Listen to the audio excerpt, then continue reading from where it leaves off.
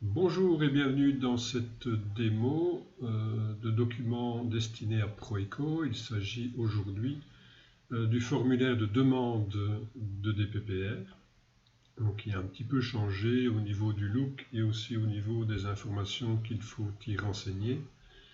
Et donc j'ai adapté ce document et je vais vous montrer maintenant comment l'utiliser. Il y a d'abord deux petits encodages à effectuer au niveau de Proeco lui-même. Donc, le type de DPPR choisi par le membre du personnel. Et deuxièmement, ça c'est nouveau, savoir si oui ou non il exerce une activité lucrative durant sa DPPR. Donc la première chose que je vais vous montrer, c'est comment aller encoder ces deux informations pour qu'elles puissent par la suite être répercutées dans le document de demande. Donc on se trouve dans la fiche du membre du personnel et on va aller sur l'onglet Réserve. Dans l'onglet Réserve, vous voyez que j'ai ici une zone qui est réservée au type de demande de DPPR. Donc ça, c'est la même chose que pour l'ancien document. Donc type 1, 2, 3, type 4, quart-temps, mi-temps et 3 quarts-temps. Donc ça ne change pas. J'ai ajouté une deuxième zone pour ce document-là qui est activité lucrative durant des DPPR. Donc c'est soit 0 pour non ou 1 pour oui. Donc si on sélectionne 0 pour non, c'est bien le non qui apparaît ici. Vous voyez, la sélection est indiquée directement. Donc si vous voulez utiliser le document tel quel, il faut nécessairement que les informations soient rentrées dans les mêmes zones. Ok, donc je vais vous montrer où se trouvent ces zones. Donc pour cela, il faut aller dans enseignant, paramètres enseignants, zone de sélection. Ici, moi, je suis dans la deuxième série de 12 zones de sélection. Pourquoi la deuxième? Parce que la première était déjà utilisée pour une autre série.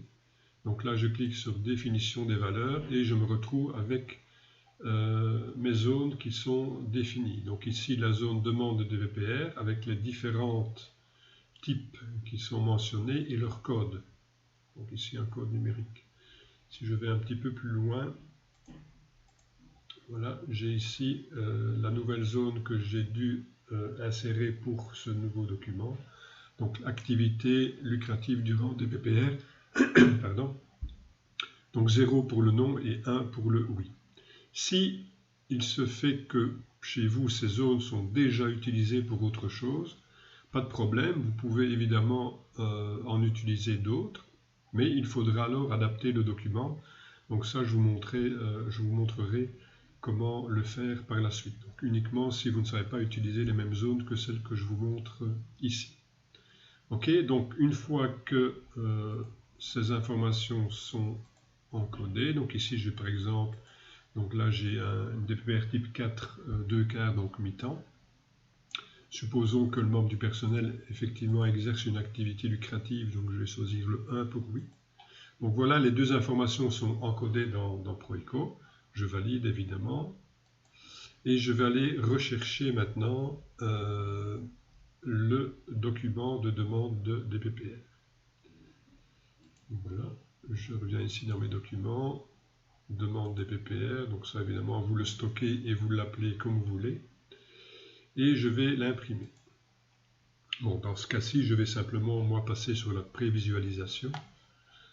Je ne vais pas évidemment gaspiller du papier. Donc je clique sur prévisualisation en ce qui me concerne et je vais avoir une série de questions qui me sont posées. Donc je vais, donc la fonction du membre du personnel, ici je vais mettre enseignante. Ok, le nombre total de périodes définitives, donc ici c'est 22, je laisse 22. Ça peut se corriger évidemment, je peux le modifier comme je veux. Donc je valide aussi le nombre de périodes non prestées, donc le nombre de périodes qui font l'objet du congé. En supposant que ce soit un mi-temps pile poil, je vais donc mentionner 11 heures. Toujours OK. La date de début de DPPR, on va dire le 1 du 9 2020. OK. La date de fin, bon, on va dire par exemple le 30 du 11 2021. Voilà, ok.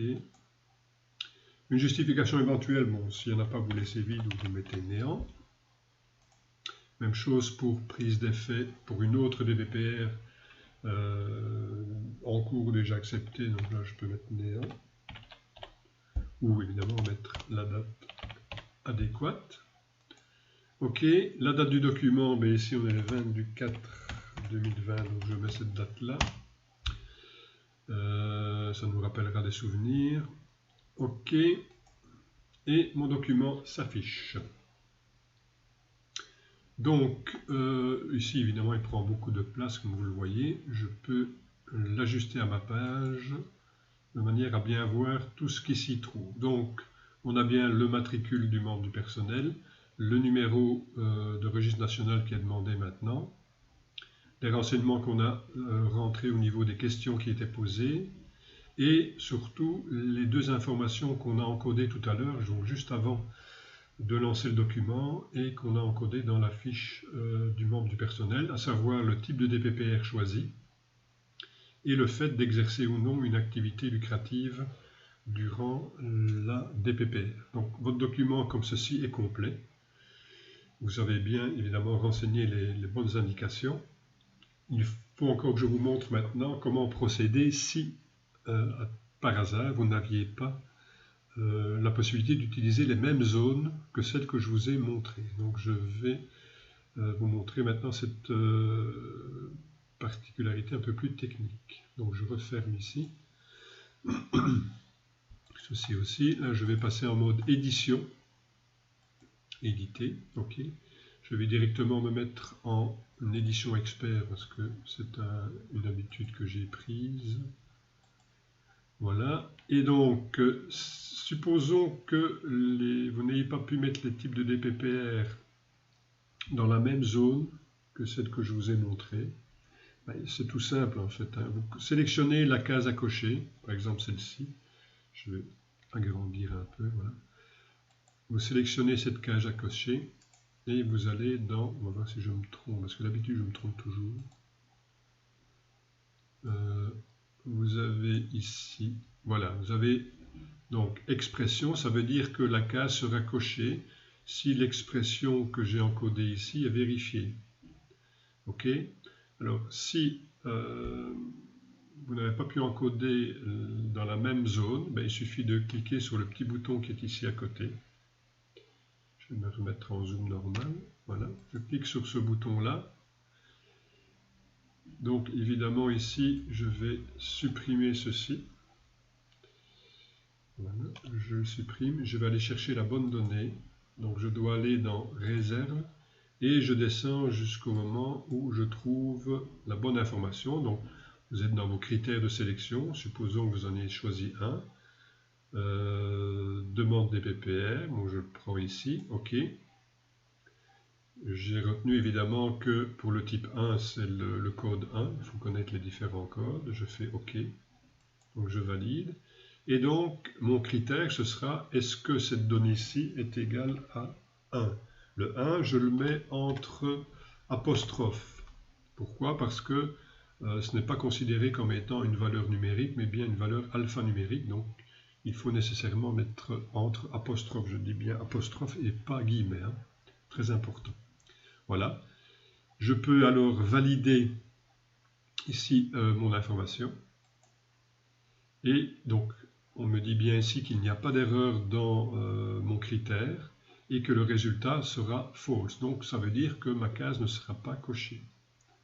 Je fais OK. Pour vous montrer la différence, on va faire la même chose à partir de ici celui de type 4 mi-temps. Donc, je fais pareil. Édition. Voilà.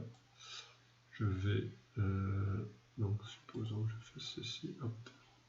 Je la supprime. Je vais aller chercher la bonne information. Donc, toujours dans mes zones de réserve, critères de sélection, demande des DPPR, il est là. Je fais OK.